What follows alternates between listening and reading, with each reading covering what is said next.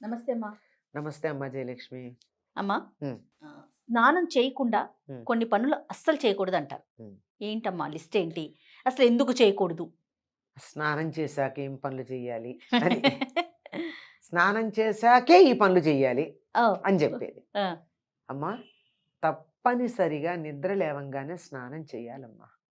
నిద్ర లేవంగానే అంటే కొంతమందికి అవకాశం ఉండకపోవచ్చు. ఏమంటే కొంచెం పాచి పనులు చేసుకోవాలి. ముఖ్యంగా ఆడవాళ్ళ దగ్గరికి వచ్చేటప్పటికి పాచి పనులు అవునవును. చేసుకోవాలమ్మా.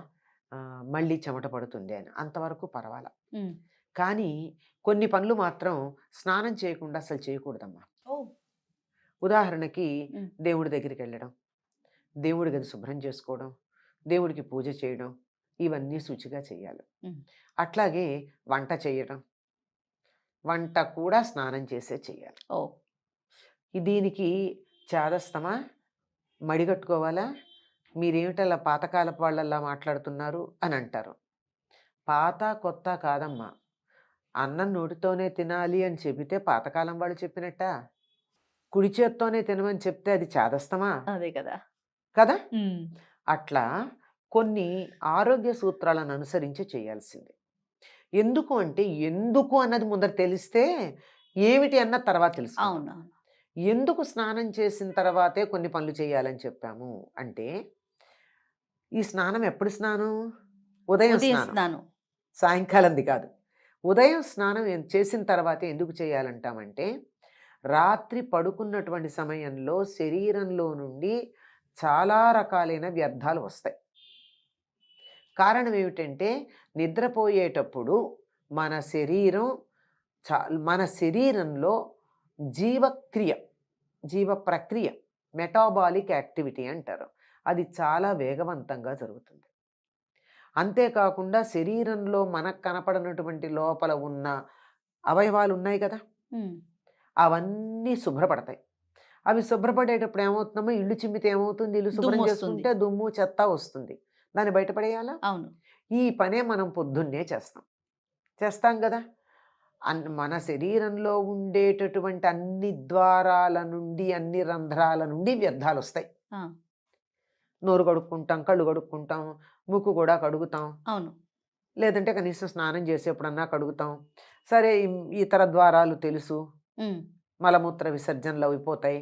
కానీ ఇంకొకటుంది, కంటికి కనపడనిది అత్యధికంగా ఉండేది. స్వేద గ్రంథులు. హ్మ్. ప్రతి రోమకూపంలోనూ ఒక స్వేద గ్రంథి ఉంది. దాంట్లో నుండి అనేకమైనటువంటి వ్యర్థాలు స్వేదం రూపంలో బయటకొస్తాయి. చెమట ప్రతిరోజు కూడా. రూపంలో. ప్రతిరోజు ప్రతి రోమకూపం నుండి వస్తాయి. అందువల్ల ఇదంతా కూడా చికాకుగానే ఉంటుంది. అదంతా శరీరం మీద పెట్టుకుని వంట చేస్తే ఏం బాగుంటుందమ్మా! శుచిగా ఉండి చేయాలని చెప్పారు. ఈ శుచికే మడి లాంటి పదాలు వాడారు. అది చాలా శాస్త్రీయమైనటువంటి పదమే గానీ, నిత్యకృత్యంలో దాన్ని మనం దురర్థంలో వాడుతున్నాం. అవునవును. పొలానికి మడి కట్టారండి అంటే, మడి కట్టడం అంటే ఏంటి? ఏమన్నా మడి బట్ట తెచ్చి కట్టారా? కాదు. నీళ్లు బయటికెళ్ళకుండా ఒక ఒక కట్ట కట్టాం. అడ్డుకట్ట. ఒక ఆ! అడ్డుకట్ట కట్టాం. బయట నుంచి చెత్త లోపలికి రాకుండా అడ్డుకట్ట కట్టాం. బయట ఎక్కువ నీళ్లొచ్చి లోపలికొచ్చి లోపల వేసినటువంటి ఎరువంతా బయటికి పోకుండా అడ్డుకట్ట పాడవకుండా. కట్టాం. ఇట్లా దేనికది ఇటునుంచి అటు, అటునుంచి ఇటు లీక్ అవ్వకుండా ఉండడానికి అవును. కట్టే కట్టకి మడని పేరు. ఆ! అట్లా కట్టుకోనే అర్థంలో వాడి, అది ఇప్పుడేదో చాదస్త పదంలాగా మనం వాడుకుంటున్నాం. అవునవును. కనుక మడి కట్టుకోనవాలి పదం వాడొద్దు. హాయిగా స్నానం చేసి, ఉతికి ఆరేసినటువంటి శుభ్రమైన వస్త్రం కట్టుకొని గనక వంట చేసినట్టయితే ఆరోగ్యకరంగా ఉంటుంది తినేవాళ్ళకి. వండేవాళ్ళకి బావుంటుంది. అసలు స్నానం చేశాక ఎంత హాయిగా ఉంటుందమ్మా! అబ్బా! ఎంత ఒంటి మీదున్న అస్సలు ఆ చెత్తంతా కంఫర్టే పోతుంది. వేరు. ఆ సుఖమే వేరు. అందుకే ఎన్నో సందర్భాల్లో చికాకుగా ఉంటే స్నానం చేయండి అని చెప్తాం. అవును. ఆ విధంగా స్నానం చేసి వంట చేయడం, స్నానం చేసి భోజనం చేయడం చేయాలి. చాలా మంది తినేసిన తర్వాత స్నానం చేస్తారమ్మా. ఫ్రెష్‌గా ఉంటది ఒకేసారి. బయటికి వెళ్ళేవాళ్ళు కొంతమంది ఆ! మొత్తం పనులన్నీ చేసేసుకొని టిఫిన్ అయితే టిఫిను, లంచ్ అయితే లంచ్ వాటెవర్ ఇట్. హ్మ్. అది తినేసిన తర్వాత స్నానం చేసి అప్పుడు బయటికి వెళ్తారు. హ్మ్. అది నిజంగా ఇది అనారోగ్యాలకి, చాలా అనారోగ్యాలకు కారణం అమ్మా. చాలామంది నేను గమనిస్తూ ఉంటాను. నిద్ర లేవంగానే నోట్లో బ్రష్ పెట్టుకుని వంటింట్లోకెళ్ళి హ్మ్. అవును. ఒక స్టవ్ మీద పాలు, ఒక స్టవ్ మీద నీళ్లు పెట్టొచ్చి బ్రష్ చేసుకుంటారు. పూర్తవుతుందప్పుడు. హ్మ్. ఆ తర్వాత కాఫీ తాగి అప్పుడు కుక్కర్లన్నీ పెట్టేసి ఆ తర్వాత కొన్ని పనులు చేస్తారు. అవన్నీ తీసేసి వంటంతా చేసేసి నీట్‌గా చాలా అందంగా టేబుల్ మీద సర్వ్ చేయడానికి నీట్‌గా పెట్టి అప్పుడెళ్ళి స్నానం చేసొస్తారు. ఇది చాలా మందిలో నాకు కనపడుతున్నది. కానీ అది స్నానం చేసి వంట చేసి కావాలి అంటే మళ్ళీ కాళ్ళు, చేతులు, మొహం కడుక్కోండి. వేరే బట్టలు మార్చుకోండి. హ్మ్. అంతే కదా! బయటికెళ్ళాలంటే వేరే బట్టలు వేసుకుంటారు అవునవును. కదా! వేసుకుంటాము. ఈ పనులు చేసేటప్పుడు వేసుకున్న బట్టలు వేసుకోరు కదా! అంచేత ఆ బట్టలు వేసుకోవడానికి ముందు ఇంకో బట్టలు వేసుకుని వంట చేసుకోండి. హ్మ్. తేలిగ్గా ఉండేవి.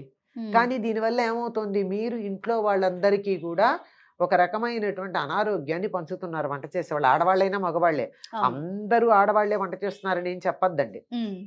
మగవాళ్ళు చేసినా తప్పే. ఎవరు చేసినా తప్పే. తర్వాత మీరన్నట్టు తిని తిని స్నానం చేయడం. ఇది ఎట్టి పరిస్థితుల్లో చేయకూడదు. హ్మ్. కనీసం ఇది కంటికి కనపడట్లేదు ఈ శుచి. తిన్నాక స్నానం చేయడం అనేది చేస్తే మాత్రం అనారోగ్యం వస్తుందని ఆధునిక వైద్య శాస్త్ర పరిశోధకులు చెప్తున్నమాట. హ్మ్. ఎందుకు అంటే తినంగానే స్నానం చేస్తే ఏం జరుగుతుందమ్మా? మొత్తం రక్తం అంతా కూడా హాయిగా ప్రవహిస్తుంది. అవును. అందుకే మంచి వేడి నీళ్ళ స్నానం చేయంగానే స్నానం చేసి ఒళ్ళు తుడుచుకున్నాక చెమట పడుతుంది. ఆ! చాలామంది ఫ్యాన్ ఏసుకుంటారు. చాలా తప్పు. జలుబు చేస్తుంది దానివల్ల. స్నానం చేయగానే ఒళ్ళు తుడుచుకుంటూ ఫ్యాన్ ఏసుకుంటారు. వేసవికాలంలో చెమట అవునవును. పడుతోందని. దానివల్ల వెంటనే జలుబు చేసే ప్రమాదం ఉంది. ఓహో! అందువల్ల వేసుకోకూడదు. అంటే లోపల ఉన్న వ్యర్థాలన్నీ బయటకొచ్చేస్తున్నాయన్నమాట. హ్మ్. ఎలా వస్తున్నాయి?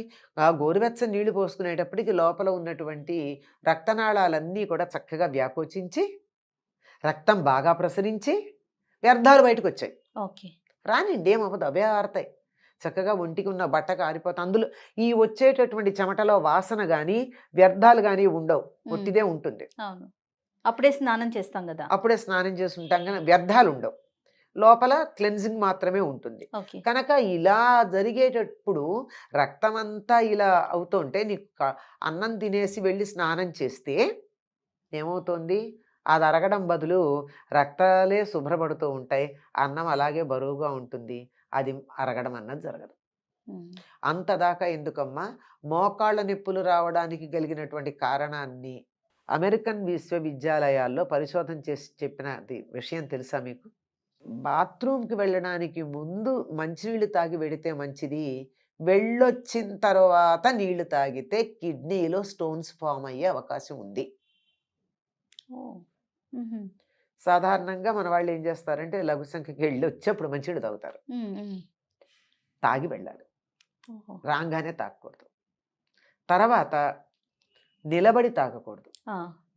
చాలామందికి మోకాళ్ళు నొప్పులు రావడానికి కలిగినటువంటి కారణం నిలబడి తాగడం. అందులో మనం చల్లని నీళ్లు ఫ్రిడ్జ్ దగ్గర నిలబడి సీసా తీసి ఫ్రిడ్జ్ తలుపు వెయ్యకుండా గడగడ తాగి అప్పుడు ఆ! ఫ్రిడ్జ్‌లో సీసా పెట్టి బయటకొస్తాం. అది ఒకానొక కారణం అని జెప్పి వాళ్ళు చెప్పిన మాట నాకెందుకో లాజికల్‌గా అనిపిచ్చింది. ఎందుకంటే నీళ్ళెప్పుడు కిందకెడతాయి గదమ్మా! ఆ! కిందకెళ్ళేటటువంటి వాటిని మనం జాగ్రత్తగా కూర్చొని తాగినప్పుడు చాలా బావుంటుంది. ఓహ్! లేకపోతే గడగడలాడుతూ ఉండి దడ దడ దడ దడ దడా కిందకెళ్ళిపోతే ఇబ్బంది గదా! అవును. అవును. బరువుగా అనిపిస్తుంది. నెమ్మదిగా తాగితే మంచిది. అందుకని స్నానం చేశాకే తినాలి. స్నానానికి ముందు తినకూడదు. తింటే మాత్రం అనారోగ్యం కలుగుతుంది. జీర్ణకోశ సంబంధమైనటువంటి వ్యాధులు తప్పనిసరిగా వస్తాయని చెప్తారు. ఓకే. ఇవాళ కాకపోతే రేపు. ఆ! అవి లేని వాళ్ళు ఎవరైనా ఉన్నారా ఈ రోజుల్లో? ఏదో రకంగా. హ్మ్. మీరన్నట్లుగా ఇవాళ రాకపోవచ్చు. ఇవాళ రాదమ్మా. హ్మ్. వెంటనే ఎందుకొస్తుందమ్మా? కొన్ని వెంటనే సంవత్సరాల రాదు. తర్వాత మాత్రం ఖచ్చితంగా వస్తుంది. కొన్ని రోజుల ఆ! తర్వాత. ఇప్పుడు ఒక వయస్సొచ్చేటప్పటికల్లా ఏదో రకమైన జీర్ణ సంబంధమైన వ్యాధులు లేని వాళ్ళు ఎంతమందున్నారు? అవును. అవును. ఏదో ఒకటి ఎసిడిటీ అంటారు, అరగట్లేదంటారు, ఈ పదార్థం తింటే అలర్జీ అంటారు, అది పడట్లేదంటారు, ఆకలికి ఆగలేమంటారు, తింటే అరగదంటారు. ఇట్లాంటివన్నీ వస్తున్నాయా లేదా? అవును.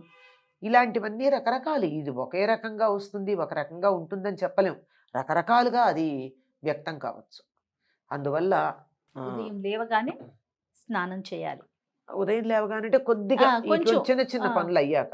ముఖ్యంగా పూజ, భోజనము, వంట ఇలాంటివన్నీ కూడా స్నానం చేశాక చేయడమే బాగుంటుంది. ఏదైనా మంచి పనులు మొదలుపెట్టడం గానీ, మంచి కార్యక్రమాలు చేయడం గానీ, మంచి గ్రంథాలు చదవటం గానీ, ఇట్లాంటివన్నీ స్నానం చేసి కూర్చుంటే చాలా బాగా ఉంటాయమ్మా. తప్పకుండా అమ్మా. నమస్తే. నమస్తే అమ్మా.